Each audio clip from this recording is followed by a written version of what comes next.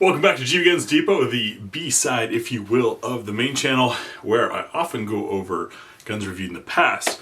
And I've started to do a little bit of talking points, rants, venting some things.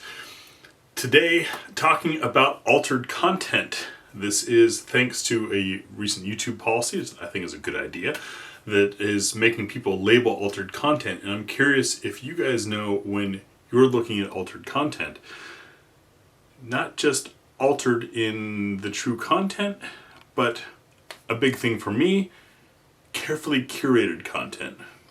That's my rant coming up next here on the GBGuns second channel.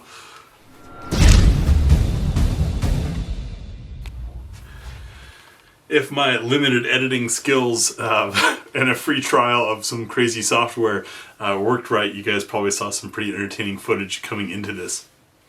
But obviously, in the gun world, it's pretty hard to fake something, or is it? Now, YouTube's policy is really going up against some of the fake stuff like we saw with the Ukraine war in the beginning. I remember a low-altitude close-up dogfight that was suspiciously too difficult to be real, in my opinion, turned out to be fake, as did the Ghost of Kiev and some other things. YouTube's trying to cut back on that type of stuff being out there, and I think that's potentially a good thing if done right. The problem is you're going to ask people who are trying to fake things to declare that they're faking things. So it's kind of like, don't murder people. Now we don't need any other laws. Anyways, what I really wanted to talk about, though, is curated content, and there is a place for it, but it kind of explains the way reviews on my main channel go. What I'm talking about is when you watch a review and somebody says that something is flippin' awesome, and they show you all this random spliced together footage of it being awesome, do you know if it's awesome all the time? I first caught wind of this, or got kind of suspicious of this thing, when a now mega YouTube channel that was starting out, I noticed that in his very exciting action shooting scenes, the brass was moving faster than I've ever seen brass move. It was almost like gravity was accelerated, or like time was accelerated. And it maybe was misleading, but really not, because as that channel has come to declare itself, it's an entertainment channel, and they're out having a good time, looking to help people have a good time. Nothing wrong with that. And if accelerating some shooting footage makes things look even more badass, cool, I get it. Where in the review process I think things get sticky is when you see a 100% this thing is awesome video, or a 100% this thing sucks video, and you don't know what the process was for them to get that footage. Is that half an hour on the range and 300 rounds? Or was that over the course of 5 months and 3,000 rounds? We often don't know. And so while I am not looking to discredit or criticize other reviewers' formats, because I watch a lot of them and enjoy a lot of them too, many of them are my friends, do keep in mind that if what you're seeing are a bunch of jump cuts in specific spots of video for a talking point, that's great that they have a visual to coincide with their talking point, but you also don't know what went into that visual. I'm not saying that people go out and intentionally sabotage or intentionally ignore, but whether or not an editor or a YouTube creator wants to, it is easy to miss things and forget things, or to have a mental bias. Another great example is first time somebody's taken something apart. If it's new or difficult, or new or different for them and becomes difficult, and they struggle and they say, oh, this thing sucks, part of that is their own ego, not wanting to look a fool, and they're probably rushed. And most people have, at least a lot of YouTubers have real jobs, like I do, outside of YouTube. They don't want to refilm things, they don't want to go back.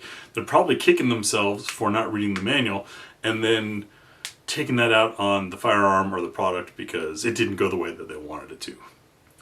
So how do I personally deal with that or handle that? It's been my mission, my effort to try to recreate a consumer experience as closely as possible, which is why in the tabletop reviews, I go through the manual. Part of that's also YouTube compliance, whole nother story. If something's really tricky, I will read the manual first because I would like to be able to show you guys how to do something correctly the first time. However, I try to discover the product as I'm handling it, just like you would. And then the range videos, this is one where get a lot of criticism from dudes who I think watch curated videos, not understanding what it's like or not even remembering or realizing their own experiences. My shooting impressions videos are called that for a reason. They are my impressions of the gun after that range session. And when the camera turns on, those are the first shots through the gun, the first time ever firing that gun. No warm-ups, no practice, no getting things figured out, no making sure the gun's broken in, no finding out if the gun needs to be broken in, and then using that to twist the narrative, say, oh look, this thing doesn't work, and having a bunch of rough footage of the first 50 rounds, but it's spliced in ways that looks like it happened over and over again. No, we turn on the camera and then start shooting. And if there's an issue, we figure it out in process. Great example of that, the Girsan Witness 2311. Not a bad gun. It's not great, but not bad. It had some teething issues in the first couple rounds, but rather than say, oh, this sucks, luckily I was able to feel that the action was a little bit rough. I got some hotter ammo, and I knew there was hotter ammo because I've tested 24 freaking loads of 115 grain 9mm range ammo, and I knew what would have more energy, and the gun ran fine after that. Fed it a mag or two of that, and then we did what's for dinner, and guess what? It didn't need the hotter ammo anymore. If I hadn't known that, or if I wanted to, if I was malicious towards Girsan or EAA, or I don't know what people's motivations are, I could have just stuck with that very soft Fiocchi and then shown you a gun that didn't work. So